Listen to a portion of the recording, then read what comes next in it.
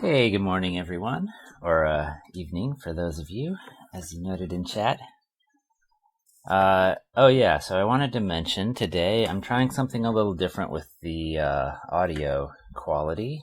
So it's probably going to have a bit more background noise during the stream, but it'll be easier for me to edit it out later. So if y'all on the stream today are having trouble with the audio, let me know in the chat.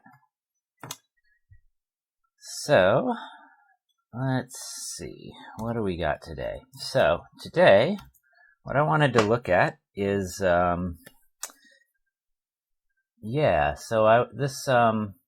project came across my Twitter feed earlier in the week called Ferment. Let's see if we can find it. Okay, let's search for GitHub. Ferment. This one. The peer-to-peer audio sharing and streaming. So this is kind of like a clone of SoundCloud, but it uses peer-to-peer communication for syncing the feeds, and then it uses WebTorrent for actually downloading the audio, and it uses Electron to build a native app using web technology. So tons of cool stuff. I downloaded and played with this a little earlier in the week. And notably, the peer-to-peer communication library and protocol is this. It's called Secure Scuttlebot, and Scuttlebot is the server, essentially, that runs on top of, that uses the Scuttlebot protocol, if I understand correctly. Let's see, here's the link to the protocol.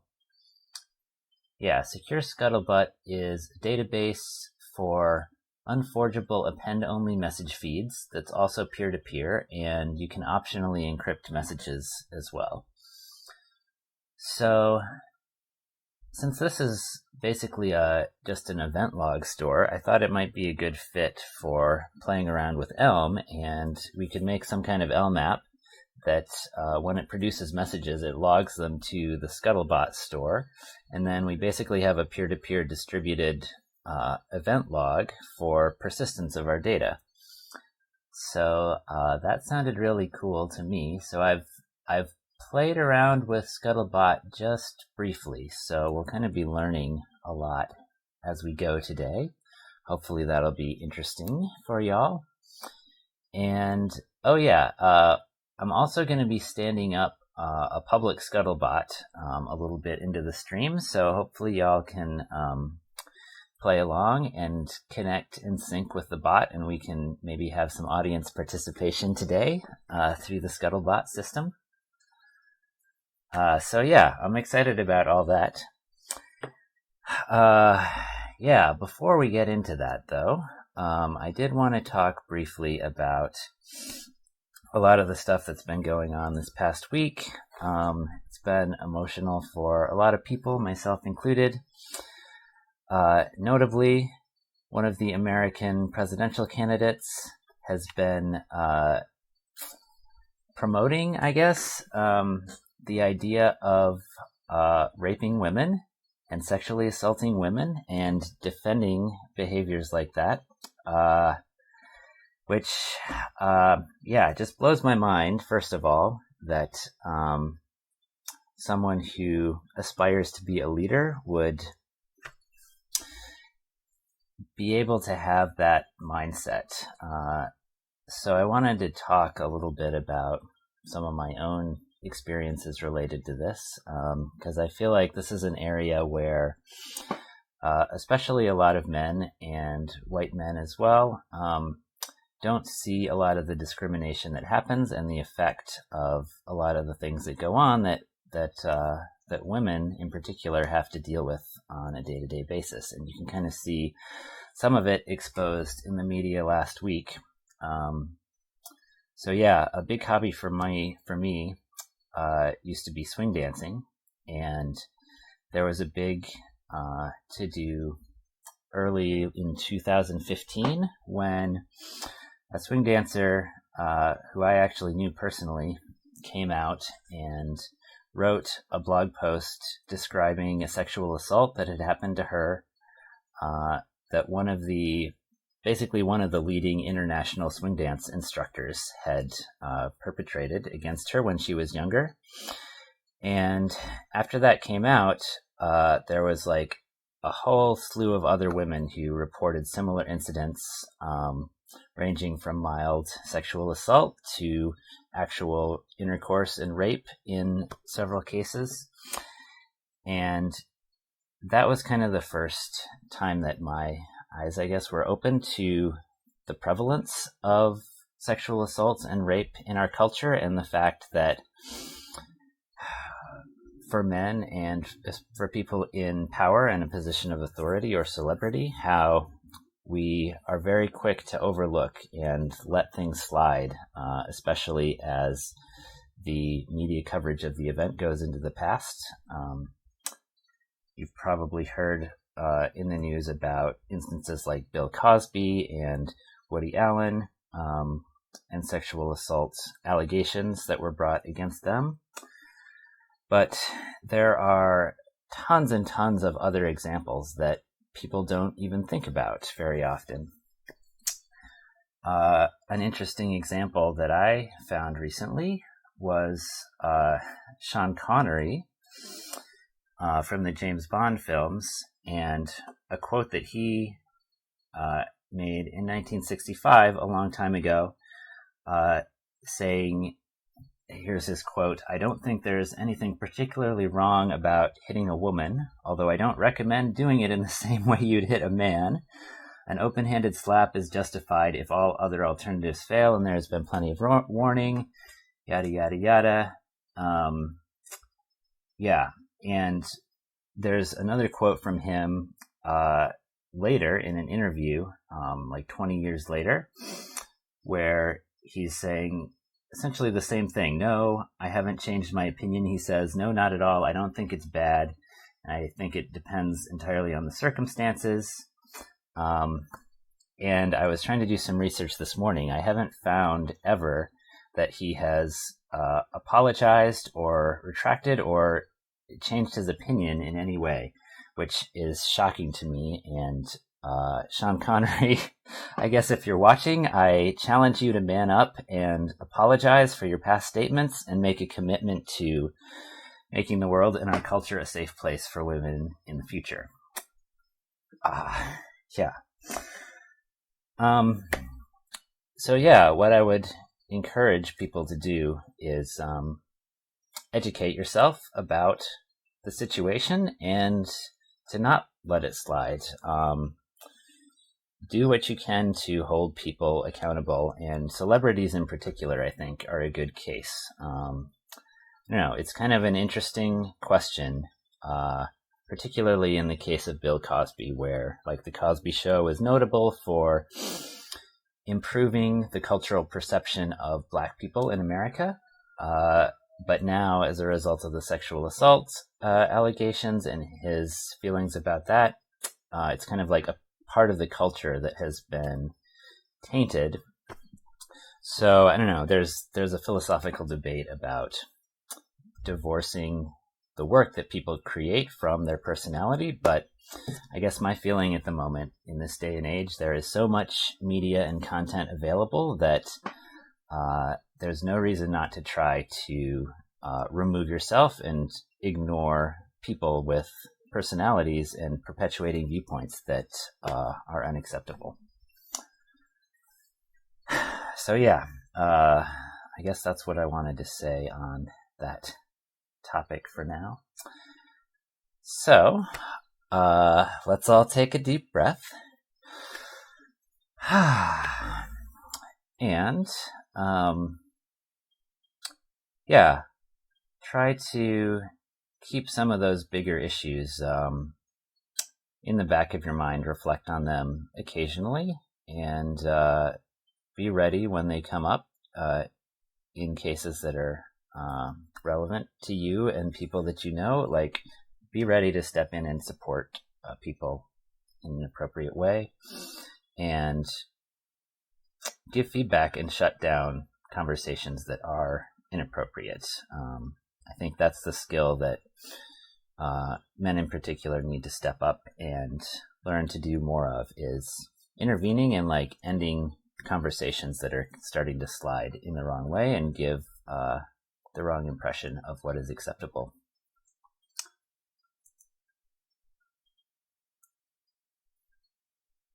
All right. So here's our plan for today. So Scuttlebot itself runs on Node.js. I'm going to try downloading this and running it locally, and then try using the Node.js API to make a small little web server that will communicate with WebSockets. And then I think once we have that working, I'll try standing up the public Scuttlebot server. Maybe, hopefully you all will be able to connect to that as well. And then we can start building our ElmApp that will use WebSockets to connect and get the data out of the Scuttlebot. And then I guess we will define a message type, be able to parse JSON into our application messages, and then hopefully have a working peer-to-peer collaborative app. So, let's go ahead and get started. So here on the Scuttlebot page, let's see how to install it. Let's just npm install Scuttlebot. Let me bring up my terminal. And I should set my default font a little larger. All right. And we've got... Did I make a folder for this? I don't think I did. So we're going to have Scuttlebot. Let's see. I made a repo in GitHub. Let me remember what I called that. Scuttlebot experiment. All right. So that's what I'm going to call my folder. And I'm going to get in it a new Git repo.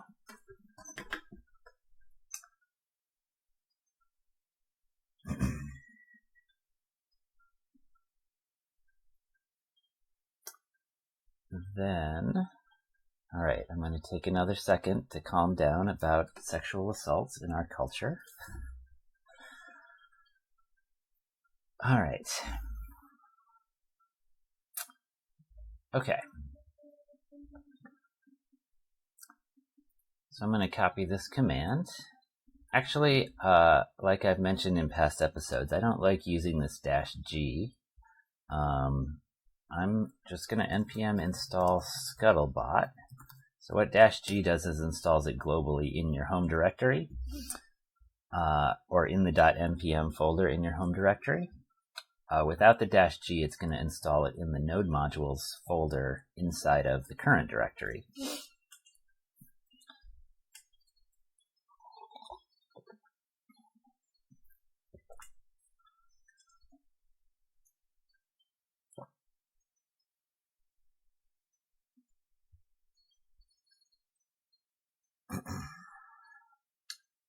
Yeah, looks like there's a couple links in the chat of people suggesting some videos to watch. Oh, is that the maybe the video of Sean Connery talking?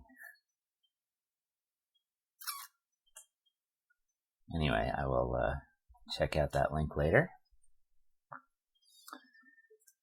All right, so we have successfully installed it. And like I noted, it's in the node modules folder, which means inside of node modules, there's a folder called .bin. And in there, it puts all the executables that were part of the packages that were installed. So sbot here is the one that comes from the Scuttlebot package. So start the server. All right. I am going to run from the node modules folder sbot server. Okay, and I guess it started up. I'm going to start a new terminal tab to let that run in the background. Whoops. All right, so that's still running. I'm going going to go back to the workspace. And, okay. So, there's a few commands we can use. I'm actually going to skip this for the moment. And here's how to publish a message. Let's come back to that in a second. Let's see how to read things first of all. Okay, so we can run sbot who am I. And I'm just going to copy that so I can put the path in faster next time. Okay, so this is my current user on the Scuttlebot network. I believe how it works is there's a public and private key, and then this is an identifier that identifies the key. And yeah, so that's my user identifier. Now that we have the ID, okay, so they want us to copy the ID. We are going to run create user stream, and it should show us a stream of data. All right, let's try that. Create user stream, and yeah, this is the part where you might want to follow along at home, because when we get to the part where I stand up a public server, if you're running your own Scuttlebot server, you'll be able to connect to my public one, and then we can sync data back and forth. So I would suggest trying to follow along for this part if you want to participate later. All right, so it looks like there's no data, so that seems fine. I hope. Let's try publishing a message and then see if it appears in this stream after we add a message to it. All right, so for this, we do publish type post, okay, and text is hello world. Oops, I messed up my... Oh, right, you can't have exclamation marks in the bash prompt without escaping them. So, I'm going to do it without an exclamation mark. And okay, so it looks like it generated this event. Presumably this got saved to the Scuttlebot data store. Let's see. There's a key. I assume this is a unique identifier for the message.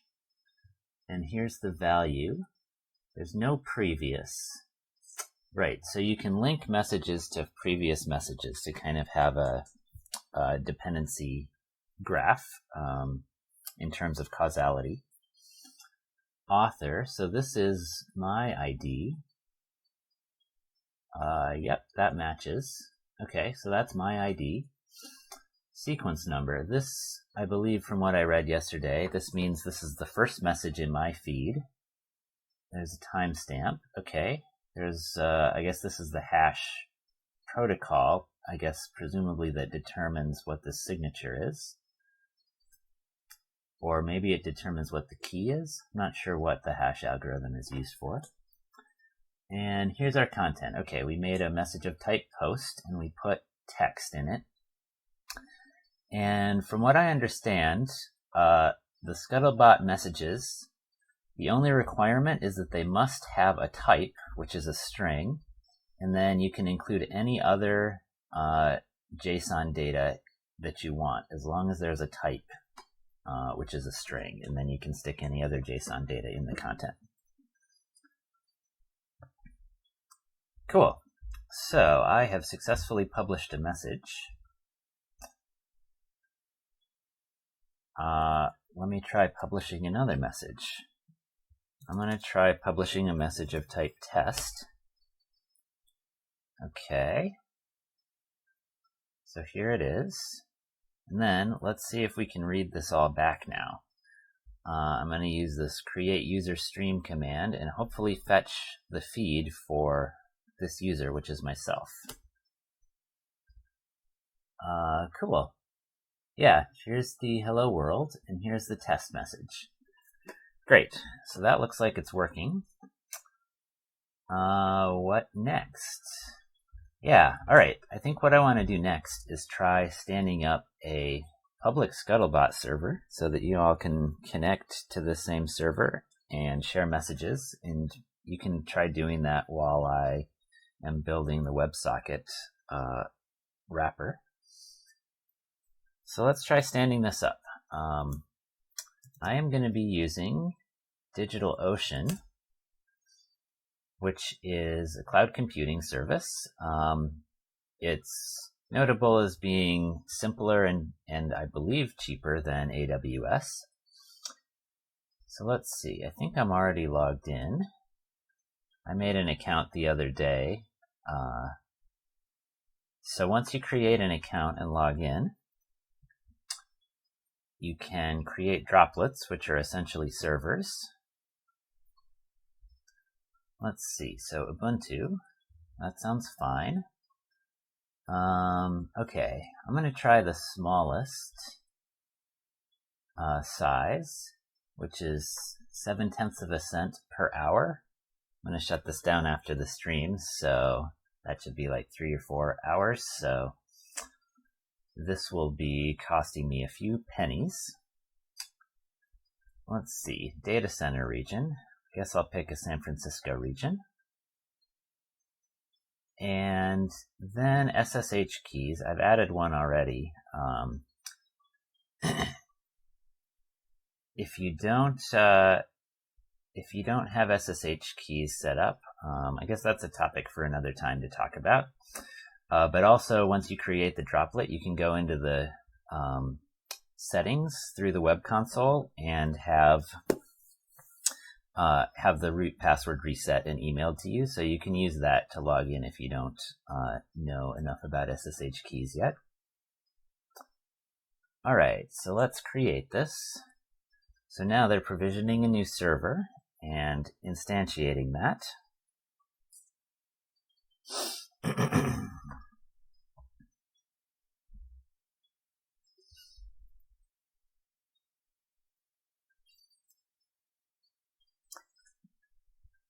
Hey, Proton. Yeah, so I feel like, right, so the promotion of rape culture is more about the attitude that people express towards it. Here's the thing, like, if people did bad things in the past, that's fine, that's in the past. But it's their attitude about it now that makes a difference. And yeah, sexual attention should be done when there's consent. And yeah, so the bigger issue here is the fact that the views and opinions of women are also often suppressed and silenced. And you can see hints of this when there is big media coverage of insensitivity to rape. But the fact of the matter is that there are so many unsupported sexual assault and rape instances that go unreported. So it's interesting to look at the reasons why they go unreported. And typically the reasons are that either the victim doesn't want more attention or doesn't want to relive the issues. But apart from that, I think there's a bigger problem where, in particular, women often are under the impression, which is quite often unfortunately true, that if they do speak up about it, that they're not going to be believed. Or like there was a recent case of a college student who committed a sexual assault, possibly even a rape, I don't remember, and was basically let off the hook. Meanwhile, people are continuing to blame and berate the victim. So that's just one instance of many, and there are tons and tons of examples that you can hear about, and people don't talk about those often enough. As a result, it perpetuates even more silence and fear and danger on the part of potential victims. I don't know, I'm not the most educated on that topic, but it was shocking to me when, like I was talking about earlier, Stephen Mitchell in the swing dancing community, to find out how many people I personally know who were assaulted by him in the past. And it is an unusual circumstance in his case that so many people started talking about it. And I can only imagine how many cases there are that I will never hear about of people I know who have been sexually assaulted or even raped by people that I also personally know. And that is a really scary situation to be in. The only way I really have found so far to start enacting change is to start talking about it more and to make it clear that that kind of behavior is not even something to joke about. So yeah, let's get back to Elm. Meanwhile, all right, my server started up. DigitalOcean starts up amazingly quickly, but we missed that because I was on a bit of a rant. In any case, my server has started up, so I'm going to copy the IP address and see if we can SSH into it.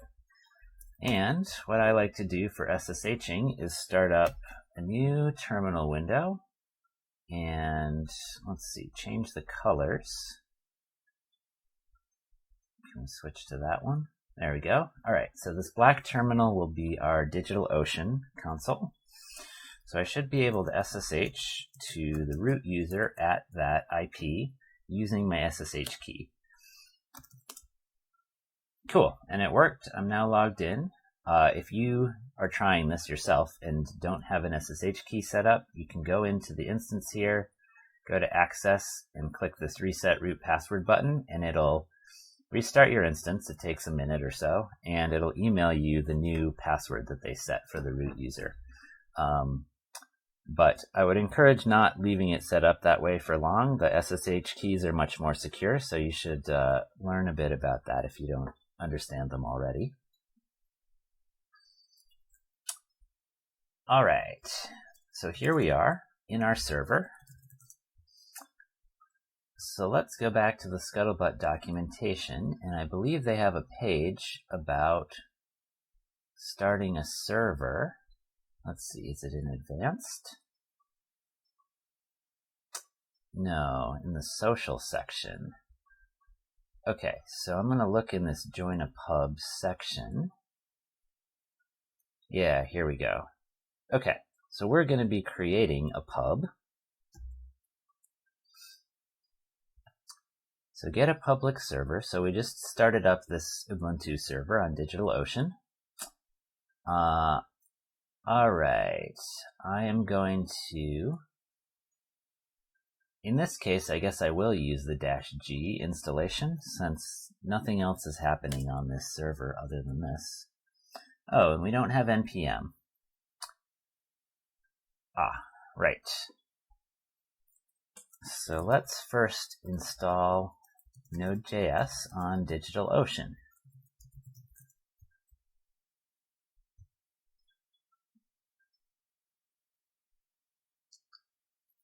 All right, so let's run this update command, and then we're going to install Node.js, and then npm.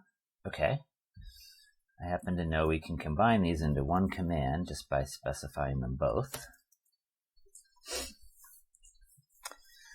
Let's see. So Proton's asking, do I think Elm is too young to be competitive in the single-page app market? So, I personally say no. I also personally have a fairly high tolerance for newer software. For me personally, the thing that interested me in Elm is that Elm itself is simple enough technology under the covers that I feel confident that if there was some serious issue I ran into, I could actually dig into it and debug it and find a solution or a workaround. At No Red Ink, where I work, we've been using Elm in production for quite a while now and have never run into any serious problems. We do have several people working on it, a few of whom, like Noah, who do all kinds of amazing extra tools and helper scripts and things like that, because we have had a few issues we've had to work around, particularly on our CI server and on our asset deployment pipeline. But for single-page apps, I haven't personally used them as much, but from looking at the APIs, it seems like a simple enough thing to set up that I don't see a lot of risk in committing yourself to it as a technology stack.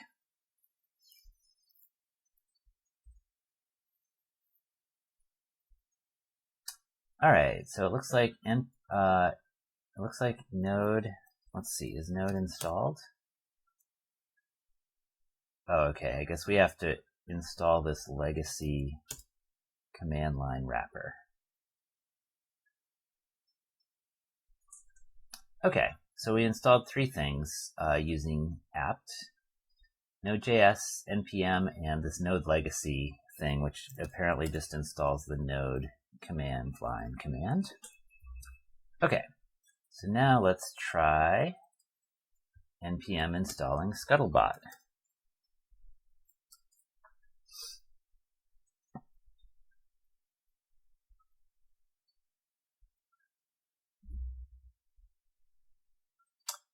And let's see. So let's read the rest of this while that's running. Let's see, creating a pub. Okay, so we're currently doing this.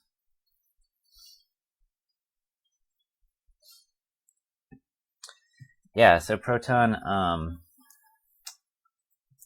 this guy named Aussie, who spoke at ElmConf, has been doing consulting, and it sounds like he's done a lot of single-page apps.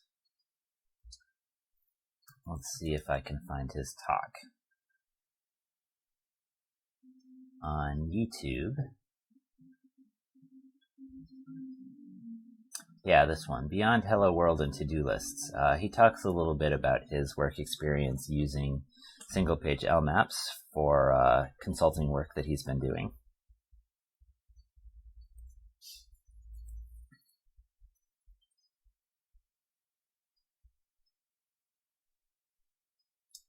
Okay, Is everything all right here?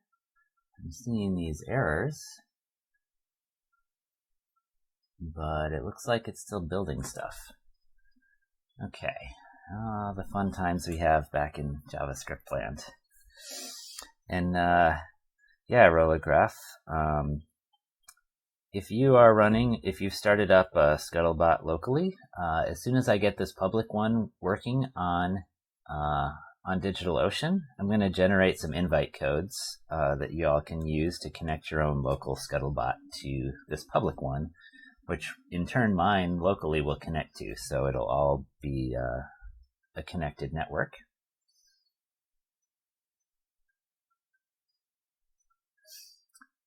So let's see.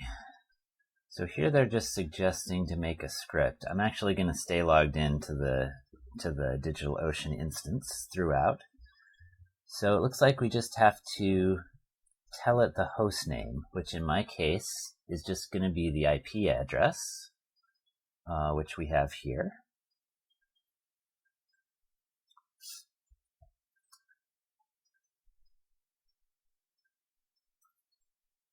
And then, let's see, they're saying it's a good idea to give the pub a name. Okay, so I guess we can do that, and then we'll create invites, and then I'll post that in the chat, and you all can join if you have your local Scuttlebot.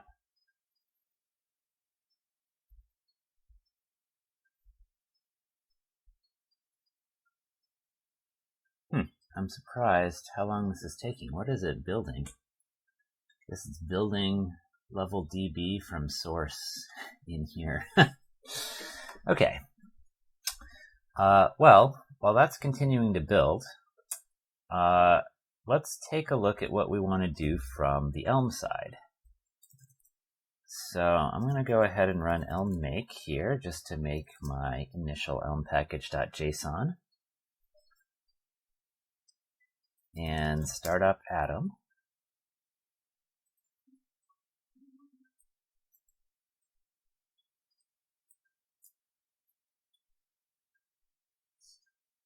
And let's make a new file, main.elm.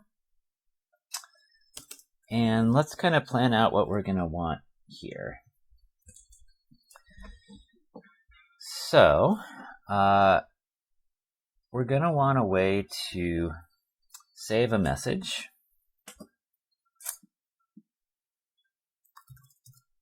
So that's going to take some message type and give back a command, which in the end will return nothing. We don't really care what it returns, because it's just going to save and not report back if it's successful or not. So I think we can safely assume that it'll always be successful. And then we're also going to have a subscribe, which is, I guess, just going to give us a subscription of something, of message, which means essentially that we are going to need a function that gives us messages out.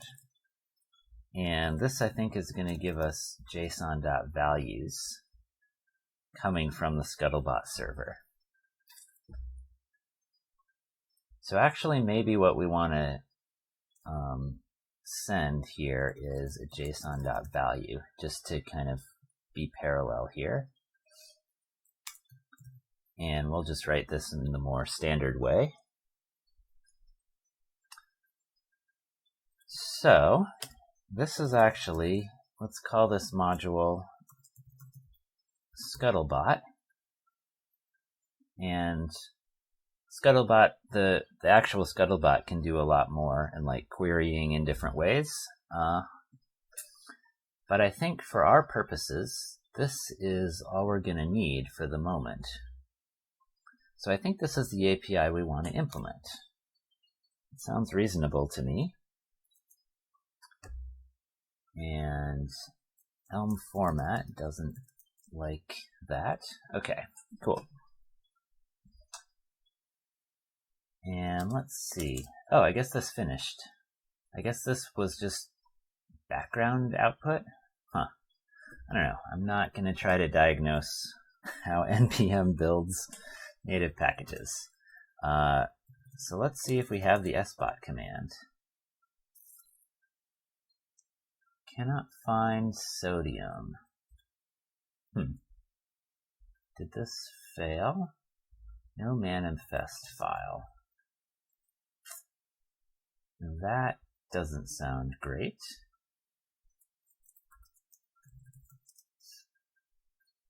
So are we going to have problems with permissions on this server? So I am the root user. Everything in here is owned by root. And yeah, Arkham is asking if Elm format is made in Elm. It's actually written in Haskell. I started it by taking the actual Elm compiler and then stripping out all the parts that weren't related to parsing. And slowly Elm format has been modified. The parser has been modified a little bit. All right. So I'm not sure why sbot is not starting. I'm going to try a shot in the dark and try installing it not globally, but just locally in the node modules folder, since that worked for us as well. Okay. And in chat, somebody's suggesting that we don't actually need to worry about sodium not being there.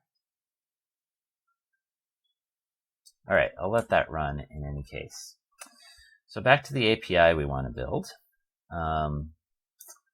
What I want to do is use WebSockets. So I'm going to write a little Node.js server, which will have a WebSocket, which we can connect to, and which will perform SBot commands on our behalf using Scuttlebot's JavaScript Node.js API. So let's go ahead and do that then. So I'm going to do npm init to make our little server module. Just going to hit default on all of this stuff. And then I'm going to install, let's see, Node.js WebSockets. Let's see what a good library is. Here's one called, here we go. This one looks good. The fastest WebSocket cross-platform implementation.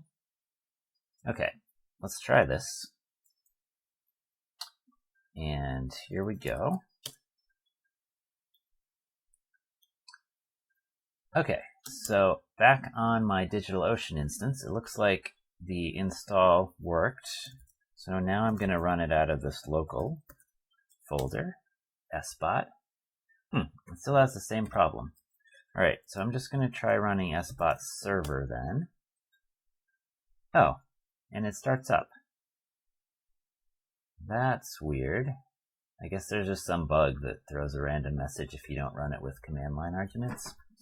That's unfortunate. Okay, in any case, it looks like my server is running. So let's go finish up the deployment of this public Scuttlebot server. So I installed it. We're running it. All right, so we need to run it with the host name. So host is, in my case, I don't have DNS or anything set up for this, so I'm just going to use the IP. Cool. So now that's running. And now we're going to confirm that it's running. So I'm assuming it wants us to run this from the server itself. So I'm going to make another terminal tab.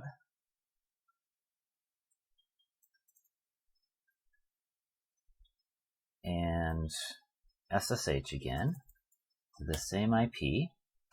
All right. And can we SBot who am I? Okay, so we did get an ID. So this is the ID of my new public server. And now we can create a profile.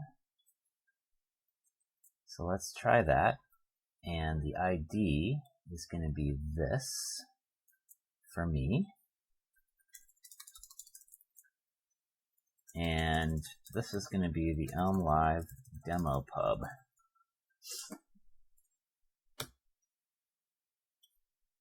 Cool. Okay, so I published this message to my own public server.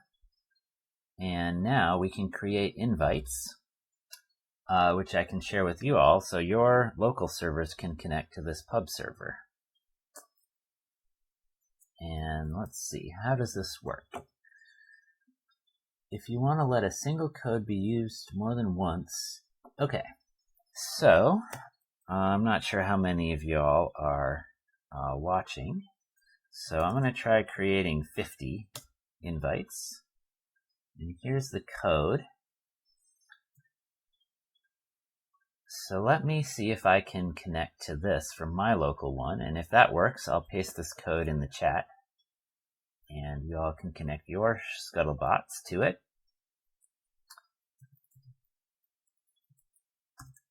So Scuttlebot. Okay, so now I'm going to go back in the docs to the social page to joining a pub. And okay, so all we do is say sbot invite.accept, and then the code. and it printed some stuff. And now, what can we see?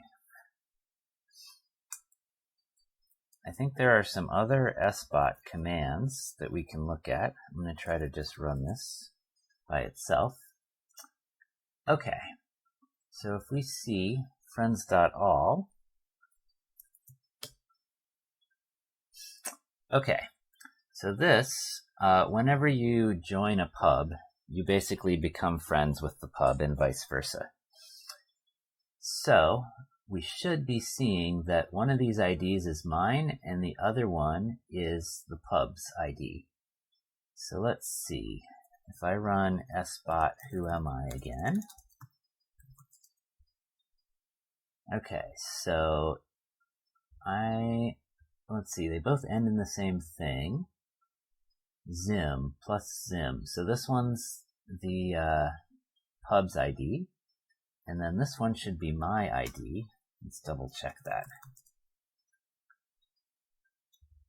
HFP, yeah, okay, looks like that matches.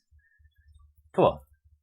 So, it looks like that works. Let me copy and paste this command. If you're following along at home and have your own SBot running, you can use this invite code to join my pub. And I will check in on that later. And also, if you publish messages to your local SBot now, let's try that. I'm going to run nodemodules.bin/sbot publish type test. And this is sequence number 5, my 5th message. And it says test. So let's see if we actually see that on the pub now. So if I say sbot, let's see, what can we do with sbot?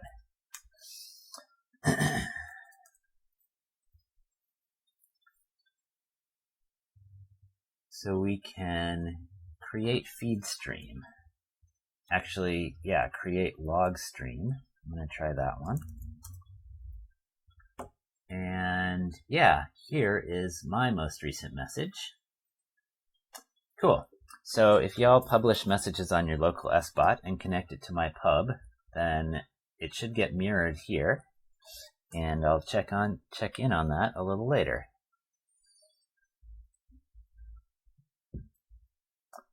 All right. Okay. And in my local SBot terminal, it's showing that it connected to the pub. Cool. Well, I think it's time to take a quick break. And when we come back, we are going to make a small little Node.js script, which will be a WebSocket server that will run SBot commands for us. And as soon as that's done, then we'll make an LMAP which connects via WebSocket to our WebSocket server to get data and to send data and store and receive it through Scuttlebot. And then hopefully at that point, you all can maybe try running the same code or sending appropriately formatted messages and see if they pop up here. So we'll take a short break and we will be back in just a few minutes.